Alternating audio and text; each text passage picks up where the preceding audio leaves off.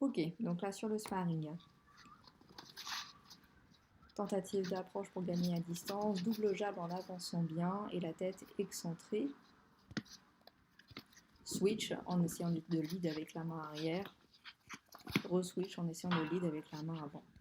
Là, une sorte de Dempsey roll, c'est-à-dire j'avance le pied gauche, j'avance une gauche, j'avance le pied droit, j'avance une droite, toujours dans le but de couvrir la distance.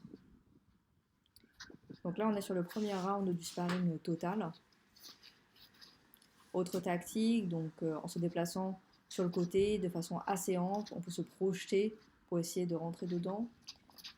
Deuxième tactique, on essaye de prendre les coups sur la garde et de contrer.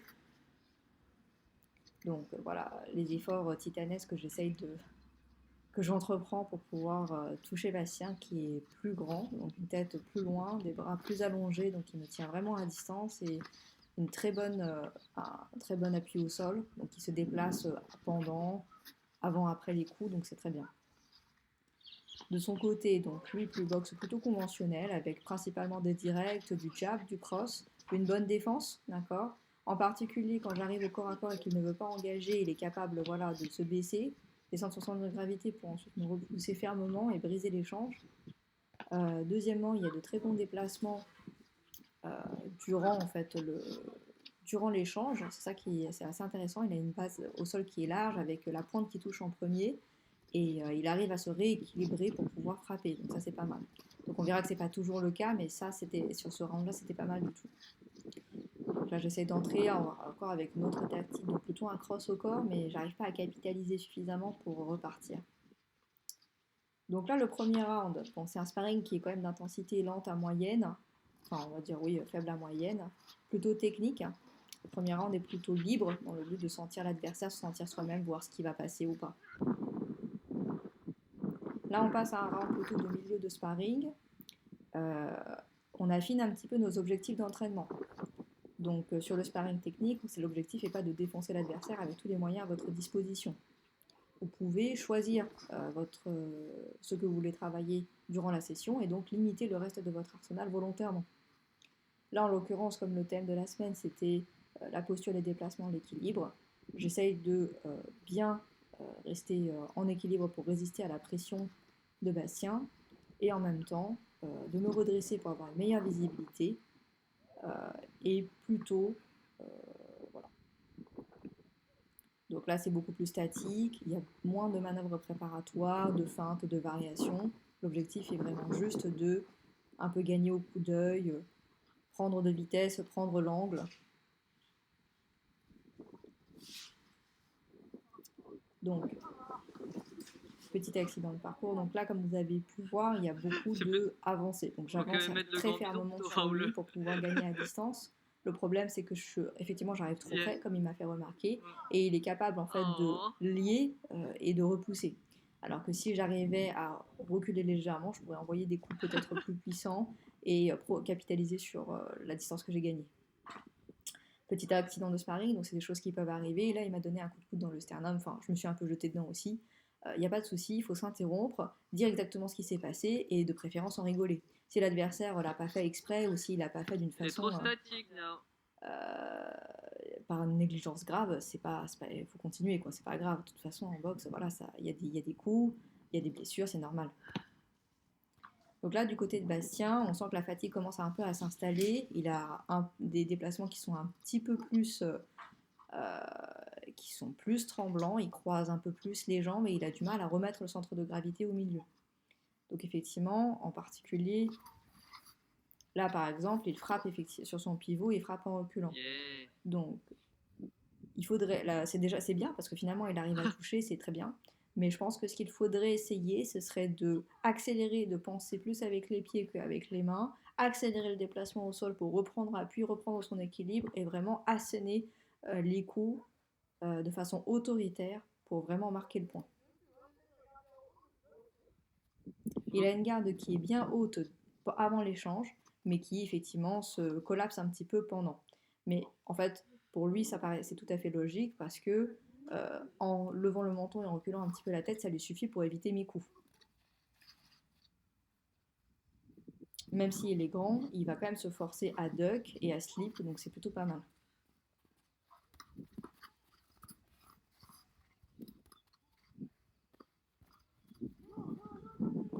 La chose que l'on pourrait aussi remarquer, c'est que, bon, même si moi j'ai choisi une attitude peut-être plus calme, plus composée, Bastien pourrait aussi choisir une attitude plus entreprenante pour prendre l'initiative.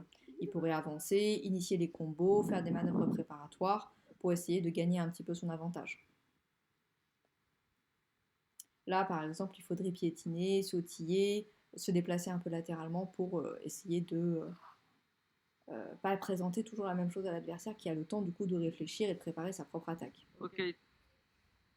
Donc là, le dernier round de la session. De mon côté, l'objectif est resté assez similaire.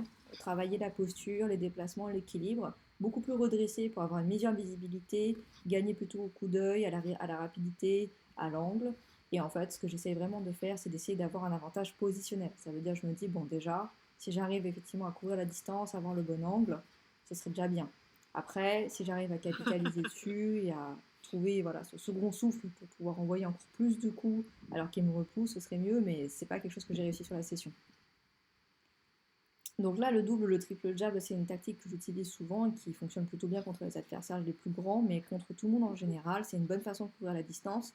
Le petit truc, c'est qu'il faut vraiment excentrer sa tête, il faut vraiment la mettre sur le côté, ou en tout cas porter le gant devant soi pour se protéger dans son avancée, sinon lui va contrer avec son propre jab et m'arrêter, donc ça arrive relativement souvent. Oh.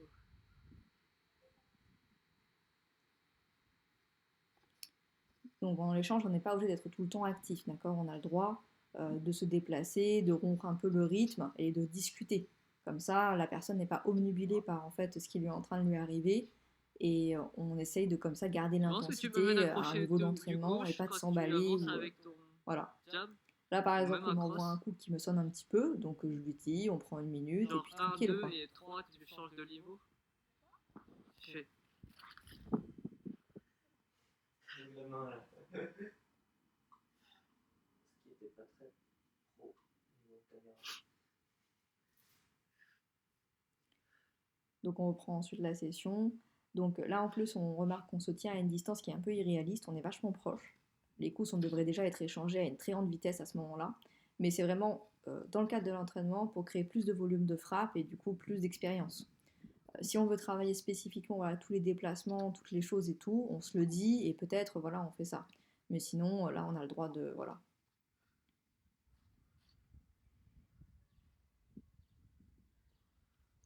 Donc du côté de Bastien, là, toujours, une attitude un petit peu attentiste, essayer de ne pas tout le temps me laisser prendre l'initiative, même si au final ça fonctionne, puisque ses contres fonctionnent. Voilà, donc je me jette un petit peu, parce que c'est la fin de la session, parce que j'ai du mal à le toucher.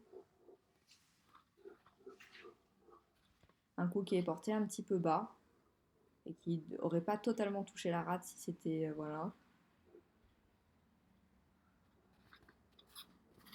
Donc ça c'est pas mal, mais effectivement c'est pareil, il faut faire attention. De toute façon, avec la fatigue de Un la peu en session, c'était déséquilibre. naturel. Il faut placer ses pieds avant de placer ses coups et éviter ce genre de déséquilibre. Là, en fait, il s'est un peu emmêlé, il a trébuché. Donc, effectivement, quand le coup gauche est porté, il faut que la main droite revienne pour éviter ce genre de contre. Bien visé, c'était bien. Dans la garde, effectivement, mais là, ce serait intéressant. Voilà, d'aller au corps. Très bien. And time.